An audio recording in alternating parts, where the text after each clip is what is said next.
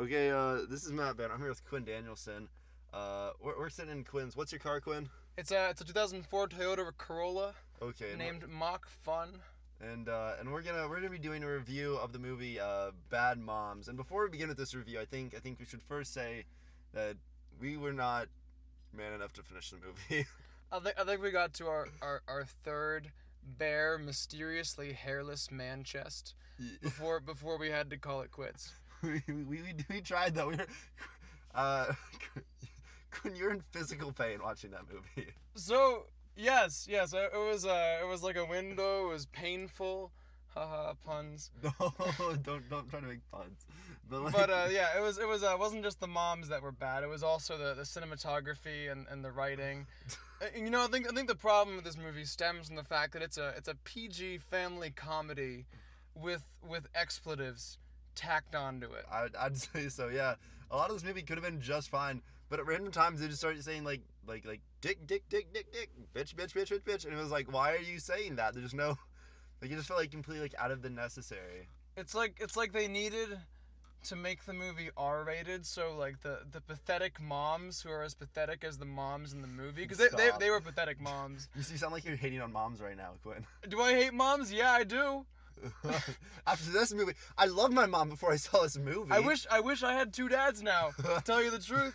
I just wish I had gay But parents. That's how bad this movie was. that's how bad it's It's it's uh it's it's a doozy, we're folks. gonna somewhere along the lines we're gonna try to do a top five of the top five bad things that the bad moms did in the movie Bad Moms, apart from make the movie. Uh, this is talking about the viewing experience in general. So we get into this theater. It's the Marquee Theater in Beckley. Beckley, Uh, West Virginia. Let's clarify that. full disclosure here. Matt and I did not pay to see Oh, this movie. yeah. Let's clarify that we We did we not pay. received free movie passes from our undisclosed employer, and not wanting to see Suicide Squad. Yeah, because Uh, we don't want to sell out to the mainstream. we elected. We were enthralled with the concept of bad moms. Yeah, We just really. we just wanted to see moms break some rules, commit some felonies. Yeah. Good mom stuff. Yeah, Um, and then in the end, like, probably make up with their kids and be like, "I'm sorry, I was a bad mom," and the kids being like, "Oh, it's fine, mom, you can be bad," and that's the end of the movie. It's kind of what we wanted, and I don't even know what we really just watched. To be quite frank, we didn't finish the movie, but I imagine somewhere lines that's how the movie ended. yeah. It seems like it. I imagine it took a pretty basic structure. They learned that being bad was not necessarily a sustainable way to mom. To mom, Um, but to mother, to to mother, parent, no, to parent. parent. Yeah. No, because that'd be like that's like gender neutral, and But we. this is specifically about the act of momming. Yeah, as And guys had very little, if any, dialogue, and when they I did, it was beyond I think cliche. it's interesting because it portrays a lot of the things that the moms do as necessary to the survival of their children. Whereas Yeah, when there's a scene when the main character, played by the very attractive Mila Kunis, um, does not. She was probably the redeeming element to this movie. Um, and Mila Kunis is actually a great actress, and I don't think it was the acting that was bad. I think the yeah. acting was just fine. I think all the characters played their characters well. Mm-hmm. Congratulations, the acting is phenomenal.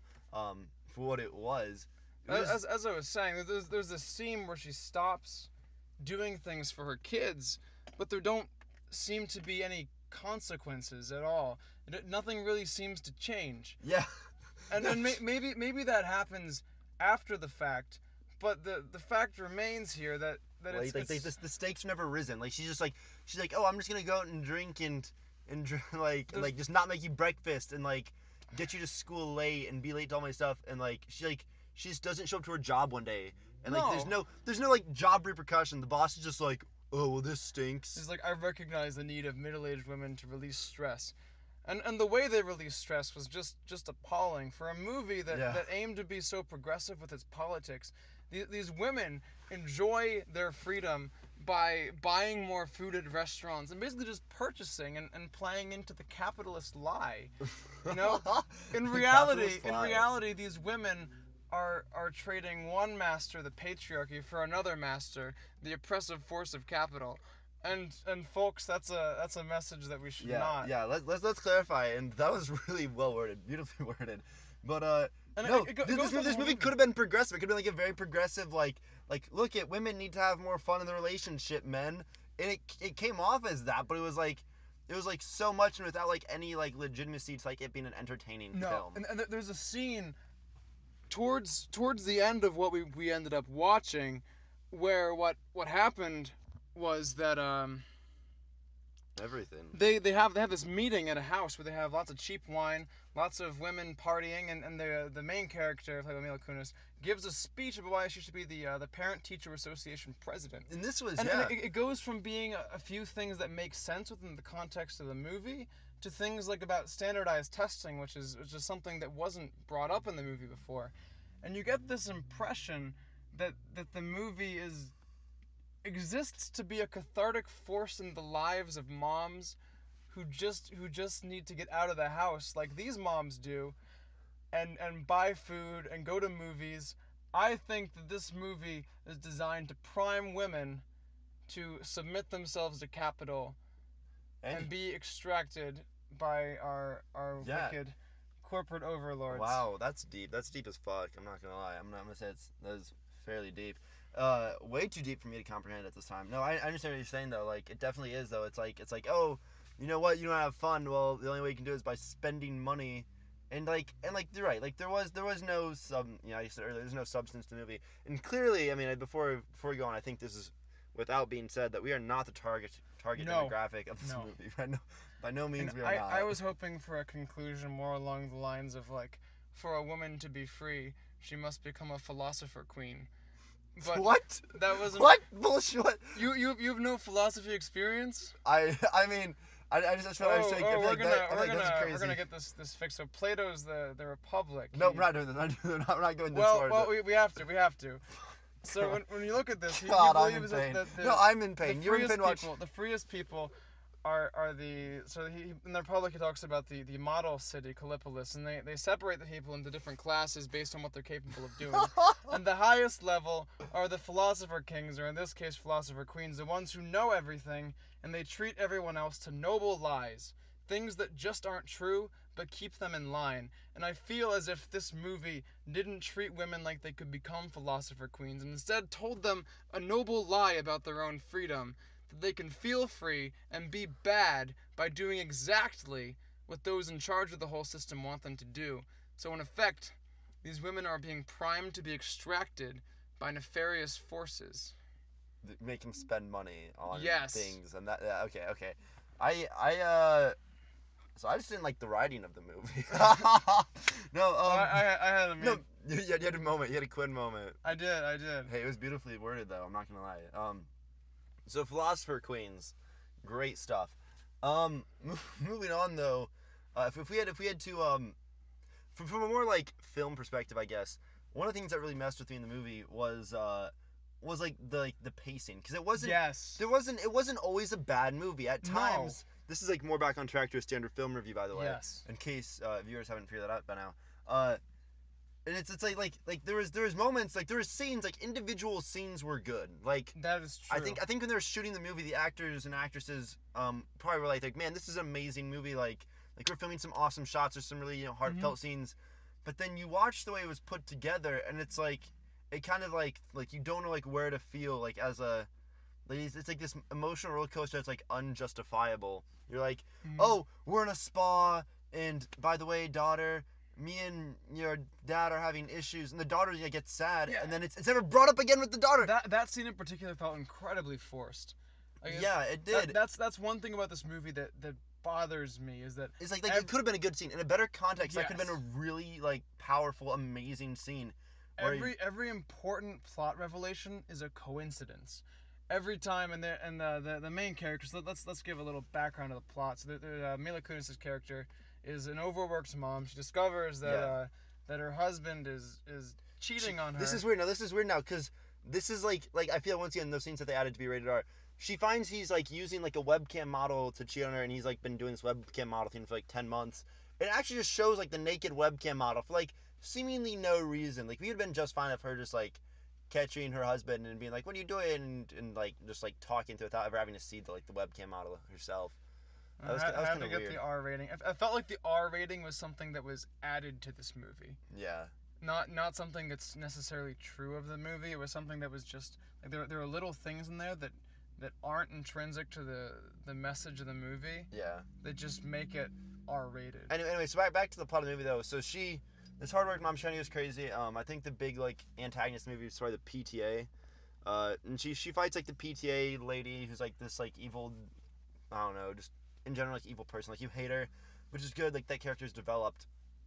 And you hate this lady, just because she destroys people's lives and she's like controlling and manipulating the school system, for seemingly no motivation. That also messed with me. This lady's just evil for no reason. Well, I think like a lot of things. This movie, I think it was some. I think this comes back to the way it probably was made. I bet you it was a pitch about a movie about bad moms, a summer comedy. Like, oh, we'll make this disposable. That's the thing. It does this thing that disposable movies do, where Yeah. they have a lot of characters and they don't bother establishing what their names are because the audience isn't going to remember. Yeah, I don't You remember know, her name. Yeah. like no one's going to care what the name of like the sidekick to the villain in Bad Moms is. That's not a role anyone's going to remember. That's true. So it felt as if this movie was made with the idea of this is a movie about moms for the mom demographic, and that's where we got that thing about standardized tests, that one line I mentioned earlier. It feels as if there were a few things in there to make moms like it, and then everything else was just placed around it. Like we're going to add a love interest who's better than the other love interest for reasons that Yeah. So aren't well established. let's go back to the plot line real quick though. So Yes. so she's fighting this PTA and her and husband are having issues with the relationship. He leaves and we don't really know where he goes, but he leaves. And while he's gone, she like one night she's like has a her day like she does a felon, she commits a felon. She's like goes crazy. She goes and like gets wasted. And it's a really funny like party scene, but it kind of like hits the crowd out of nowhere. Like oh wow, and I kind of like that. I was like okay maybe this is gonna be like the big turning point. Mm-hmm. And that kind of happened. Sorry, I forgot where I was going with that. But yeah, so that kind of happens, and then everything happens, and there's also this male who's like the single dad that every woman loves, and he's responsible and he's good. Conveniently widowed. Yeah, conveniently widowed. And the thing is at first like the draw to him is like he's a responsible man who can take care of his child. However, that's immediately dropped the second he becomes the sexual interest in the movie. Like he's immediately just like she meets her at a bar and he's like there coincidentally, and he's down to fuck like right away, like no questions asked, like this responsible single man raising two kids like suddenly just like let's fuck. And then like there's another scene at the party where they meet him, and he's like oh I got a text from you, and she's like I didn't send the text, and he's like so can we still fuck, and she's like yeah. And they have like out of nowhere like this guy who's like seeming like this responsible desirable like responsible man is now just like like you don't even know where he is as a character. You're like I thought you were like this really cool, kind of like respectable guy, and now you're just like I'm not like where like, or is he the antagonist? I think if you were watching it play out, I think what happened is her and her husband would eventually get together. I think. I don't know. I haven't seen the rest of the movie. I think my prediction I would think they'd be eventually get together, and then he would be the bad guy. there's another character who takes a picture of Mila Kunis's character kissing the widowed man, and I Yeah. think that comes back later in the movie as as a turning point to introduce the third act where she's at her lowest point, and then something will happen. It'll be predictable and it won't be very funny, and an hour after the movie, no one's really going to care. Um, and I feel like a lot of the appeal of this movie is people to sit back and watch shirtless men and women screaming dick a bunch for like an hour and a half. Man, feminists are gonna hate this review. No, Maybe, and yeah, I mean it was just the movie just wasn't like good, and there's like there was entertain. The thing was the thing, right? If it was a bad movie, like that was just like a bad movie, like Sharknado, right? Like it's so good at being bad, that'd be one thing, right? But there was like actual good moments within the movie, like I said earlier, Yeah. and it made you like, cause like the scene, like the party, like I said, the individual scenes are good, and then it was just like it was bad at being good, which makes it actually just bad. And because like they get a point, I was like, oh, maybe they're just gonna make me like maybe it's just gonna make a really bad like good bad movie. And I was kind of excited at the thought of that for a while, and then I was like, no, they're trying. Like there's like you said, the scene where she goes to the spa with her daughter, and it was like emotional talk. You're like, oh no, this movie's actually trying to be good right now. Yeah, I'm not sure if I was supposed to like care about it, and I don't know. I think it's different from like Bridesmaids, because I think Bridesmaids is a really good like female comedy. I think it's a movie that anyone can watch. They need to make better. Sisters with Tina Fey and Amy Poehler is a good female comedy. I haven't Hmm. seen the new Ghostbusters movie. I'm just afraid to watch it personally. No, it's not in opposition to female comedies. It's just that this movie, Yeah. like Well, this yeah. is this is Let's get like all let's get on that table. Like I've seen plenty of great female comedians. Mhm. I'm a stand-up comedian. I've seen and like talked to many great female comedians, and I know that they're out there. And this movie just made them look bad, like in the genre. Like there's if they're into like a female oriented comedy and like that's the point of it, they should do it right. And this movie didn't do it justice, unfortunately. no, there are plenty of bad male comedies. Yeah, yeah. Oh, yeah. No, Like yeah. Adam Sandler type stuff. We don't. That I are mean, that grown are ups. Like the list goes on. We don't even need to go on one topic. This no, is like just a bad. there are bad Yeah. comedies that Yeah. pander to the basest impulses of various demographic groups, and that's no fun to watch for anyone. Yeah. And I mean, clearly we're the opposite. Another thing you haven't hold on, touch on this Clearly, movie though. we're so sophisticated that we can talk bad about bad moms. Yeah. We're most sophisticated people in the audience, probably. No, and I think one thing that we didn't mention in this movie was like it was meant for like clearly like women in like their late 20s or 30s or maybe even 40s, but they hated millennials. I know, like the whole thing, like halfway through, becomes a referendum on millennials. Like there's I don't even know why. Yeah, we don't. I don't know why, and that's what I was talking about before. Where I think this is a movie that exists to just pander to moms. Like It isn't a movie about moms. It isn't a movie about bad moms. It's a movie for moms, and it's meant to not offend moms. It's meant to be agreeable with moms. It's meant to make moms feel a little bit bad because they're watching a movie with his dick all the time. And that's another thing I hate. The moms weren't bad. They weren't bad moms. They yeah, weren't. they weren't. Yeah, they really weren't. Like at times like they had like questionable motives, but like for the most part like they were not like genuinely like edgy. No, And there's never any repercussions. Like they were all doing things that were understandable. You know, like there were clear, traceable motives for all their actions that were morally like easy like to rationalize with a morally yeah, relativistic viewpoint. it's not like The Hangover. Like The Hangover is like they're actually making bad decisions in The Hangover, and like why are you doing that? Because like they're just stupid, and that's kind of like what the comedy of that movie is. And this movie didn't have that. And once again, like you didn't even take the repercussions. Like there was never any I talk of wanted any to of see it. these moms do some really bad stuff. Sounds like you're talking about a porno. I wanted to see the moms like dismember someone. You know, I Whoa! wanted to This see turned some dark. bad stuff. Like I wanted this to be badder than like the Suicide Squad. You know, I wanted to walk out of this feeling so edgy. Well, I don't think I'm taking you serious right now. I wanted them to be bad. Yeah, Like I wanted them to do like morally terrible things. I Yeah. wanted them to catfish their children. oh shit! That's all I wanted. I want a movie about a mom catfishing her son Stop. to figure Stop. out how he's feeling. Like a mother who's disconnected from her son, so he poses as a fake girl on the internet. And then yeah, that would be a bad mom. Like that's the thing you shouldn't do. Or like yeah, like maybe when they're out partying, like they go too far at the party, and someone gets hurt, and then you see the repercussions, and like once again that'd be so much better. But once again, like the lack of any repercussions, like any like because they did like things that were like understandably edgy, but like it never followed through and like made it. What if someone actually... like broke their leg at the party, and then like the mom just didn't care? It's an obstacle to the good time, as instead of like a priority. If she had committed to the badness so much that she had lost touch with her humanity, then she had to rediscover it over the third act of the movie and realize that she does need to be human with her kids, and she can't just be a mom that like, doesn't care. Yeah. I think that's a really well. That's but that probably would have made the moms who are going to see this movie upset. Yeah, I know. It was.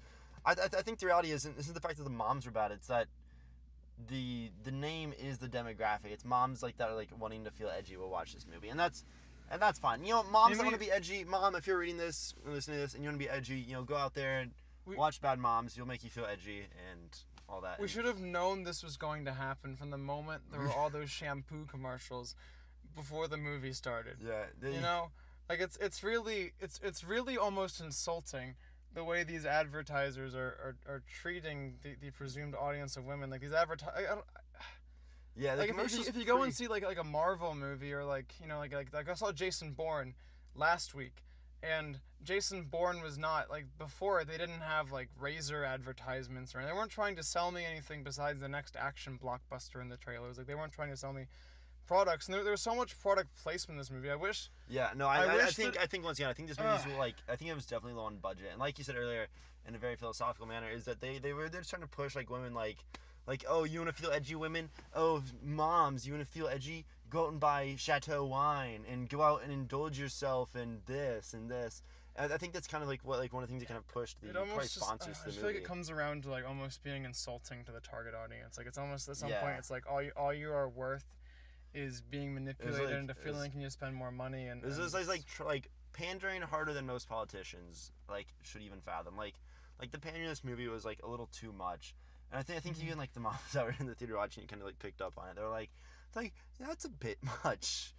yeah, I definitely think that no one knows what they're going into with bad moms. So Quinn, really quickly, let's kind of start wrapping this up. Top five bad things that they did.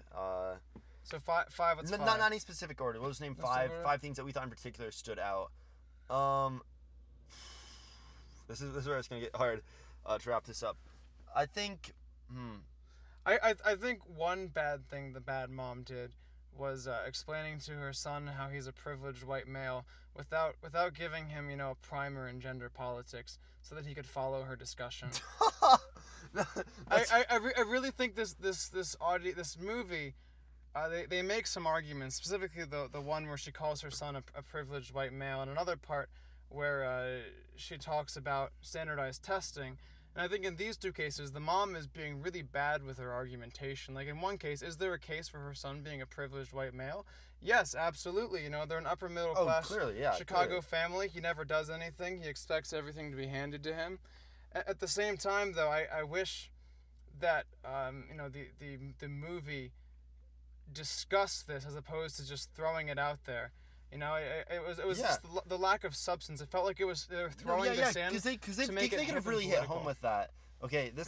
this is a really we're not hopefully we don't spend this much time on all the other points.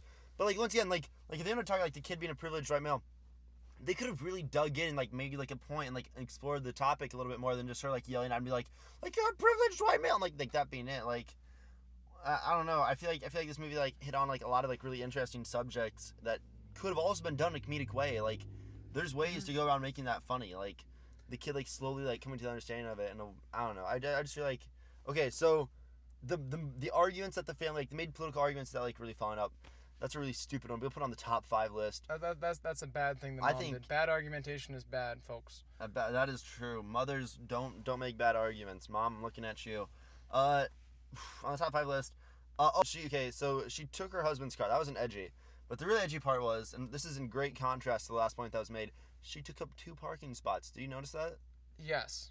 Yeah, she It's took two it's parking it's it's spots. one thing to hold your kids accountable for doing their own homework, or even allowing them to have some conveniently product placed Arby's from time to time. But The Arby's.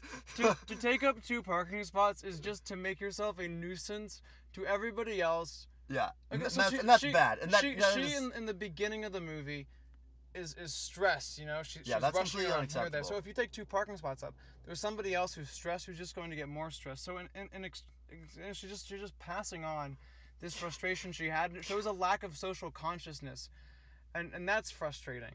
Can we take some time though to hit on? There's this. I'm gonna talk about this real quick. There's a scene where she steals her husband's nice car and she's in this nice car with her kids and she shows up to school. All the moms are like looking at her like in jealousy at this nice car, and she's like, "Oh, by the way, kids, I got you Arby's," which she drove the kids to school. Like, how did she pick up Arby's with the kids not knowing she had Arby's in the car? And so then she hands the kids the Arby's and like they're like beyond ecstatic to have this Arby's, and the other mothers like look at her. And I kid you not, I think the line of dialogue word for word is like, "Oh, is that one of Arby's crisp new chicken sandwiches? Those are my favorite." And the moms are like, "Ah." Let's make one thing clear. No one has ever been as excited for Arby's in human history as Never. these kids. Like who says, "Oh, we're going to get fast food." Yes, Arby's. No, Like, no one says that. no. But even more important though, like she drove them to school. Like, and the kids like are so shocked and surprised by the Arby's. Like they didn't realize they had it. Like how did she get the Arby's without the kids knowing? Arby's, you need to explain yourself. If this is some new teleportation service, we don't know about Arby's. You got to promote it better. because I think it's something really cool you're hitting on there, Arby's. What if the Arby's was like already in the car from like the last time the dad used it?